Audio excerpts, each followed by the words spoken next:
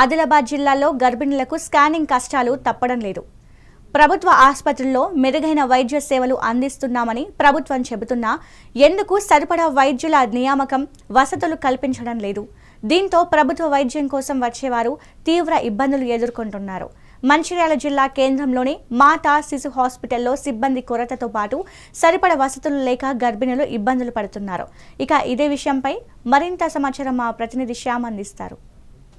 హాస్పిటల్లో డెలివరీ చేసేందుకు ప్రభుత్వం పటిష్ట చర్యలు చేపట్టినప్పటికీ కూడా ప్రభుత్వ హాస్పిటళ్లలో సరైన సిబ్బంది కావచ్చు, వైద్యుల కొరతతో పాటు ఎక్విప్మెంట్ కొరత ఉండటంతో డెలివరీ కోసం వచ్చే వాళ్ళు అనేక ఇబ్బందులు పడుతున్న పరిస్థితి కనబడుతుంది. ముఖ్యంగా ఏదైతే మంచిర్యాల జిల్లాలో ఉన్నటువంటి మాతా శిశు హాస్పిటల్లో ముఖ్యంగా ఏదైతే గర్భిణీ స్త్రీలకు చేయించే ఆ టిఫా ఏదైతే స్కానింగ్ ఉందో ఆ స్కానింగ్కు సంబంధించిన ఎక్విప్మెంట్ ఉన్నప్పటికీ కూడా ఒక రేడియాలజిస్ట్ ఒకటి మాత్రం ఉండడం వల్ల ఏదైతే సుదీర్ఘ ప్రాంతాల నుండి ఇటు లక్షపేట కావచ్చు, చెన్నూరు, అదేవిధంగా కొమరభీం, ఆసిఫాబాద్ జిల్లా, అదేవిధంగా మహారాష్ట్ర, ఛత్తీస్గఢ్ నుండి వచ్చే ఏదైతే గర్భిణీ స్త్రీలు ఉన్నారో వాళ్ళందరూ అయితే ఉదయం 6 గంటల నుండి సాయంత్రం 10 గంటల వరకు కూడా ఈ స్కానింగ్ కోసం వెయిట్ చేసిన పరిస్థితి కనబడుతుంది. మొత్తం మీద 60 మంది, దాదాపుగా ఒక రోజుకు 60 మంది గర్భిణీ స్త్రీలకు ఇక్కడికి వస్తూ స్కానింగ్ చేసుకుంటున్న పరిస్థితి కనబడుతుంది.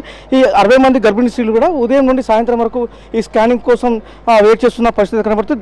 దానివల్ల ఈ గర్భిణీ స్త్రీలు అనేక ఇబ్బందులు పడుతున్నారు. ముఖ్యంగా ఈ మంచాల్లో మాతా శిశు హాస్పిటల్లో సిబ్బంది కొరతతో పాటు అదేవిధంగా డాక్టర్లు, అదేవిధంగా ఏదైతే టెక్నీషియన్స్ ఈ కొరత ఉండటంతో గర్భిణీ స్త్రీలు అనేక ఇబ్బందులు పడుతున్నారు. ఒకవైపు ప్రభుత్వం మాత్రం గర్భిణీ స్త్రీలను ప్రభుత్వ హాస్పిటల్లో డెలివరీ చేయించాలని చెప్పేసి గొప్పలు చెప్తుని, అదేవిధంగా వాళ్ళకు సరిపడా గర్భిణీ స్త్రీలకు పౌష్టికాహారం అని చెప్పేసి ప్రభుత్వం చెప్తున్నప్పటికీ కూడా వీరికి సరైన పౌష్టికాహారం కావచ్చు, అదేవిధంగా సరైన ఎక్విప్మెంట్ హాస్పిటల్లో వీళ్ళకి తీసుకురావడం వల్ల గర్భిణీ స్త్రీలు అనేక ఇబ్బందులు పడుతున్న పరిస్థితి కనబడుతుంది. మన కొంతమంది ఉన్నారు, వాళ్ళు అడిగి కొన్ని విషయాలు తెలుసుకున్నాం.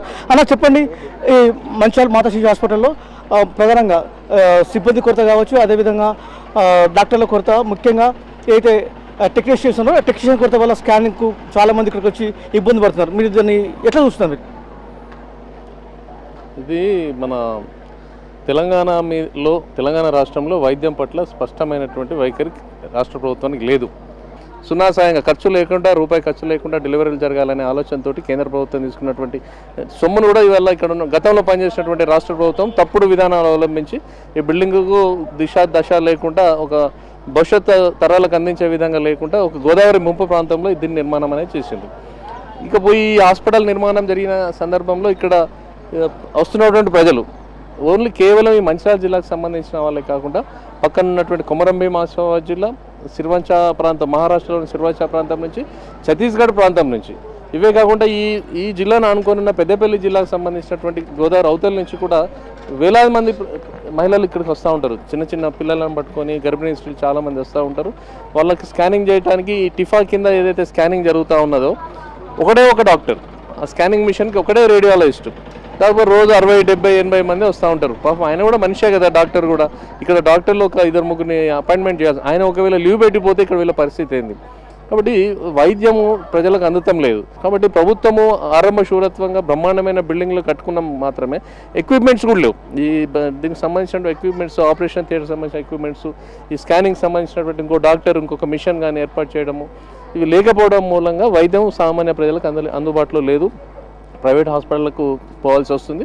ప్రైవేట్ హాస్పిటల్స్ పోయిన సందర్భం 40,000, 50,000, ₹1,00,000 వరకు కూడా అత్యధికమైన ఫీజులు పోతున్నాయి. వాళ్ళ దగ్గర డబ్బులు లేక వాళ్ళ బంగారాన్ని కుదబెట్టుకోవడం, ఆస్తులను కుదబెట్టుకొని పిల్లల్ని కనేటువంటి దుస్థితి వల్ల ఈ తెలంగాణ రాష్ట్రంలో ఉంది. కాబట్టి ఈ ప్రభుత్వ హాస్పిటల్ అన్నింటినీ కూడా బలోపేతం చేయాల్సినటువంటి బాధ్యత ప్రభుత్వం మీద ఉన్నది. ఇక్కడికి వస్తున్నటువంటి గర్భిణీ స్త్రీలందరూ కూడా పేదవారు, మధ్యతరగతి వాళ్ళు, బీద వాళ్ళు వస్తారు. కాబట్టి వాళ్ళకి అండగా ప్రభుత్వం నిలబడి వాళ్ళకి ఏ విధమైనటువంటి ఇబ్బందులు జరగకుండా వాళ్ళకి అన్ని రకాల సౌలతులు కల్పించాలని చెప్పి మేము ప్రభుత్వాన్ని డిమాండ్ చేస్తా ఉన్నాం.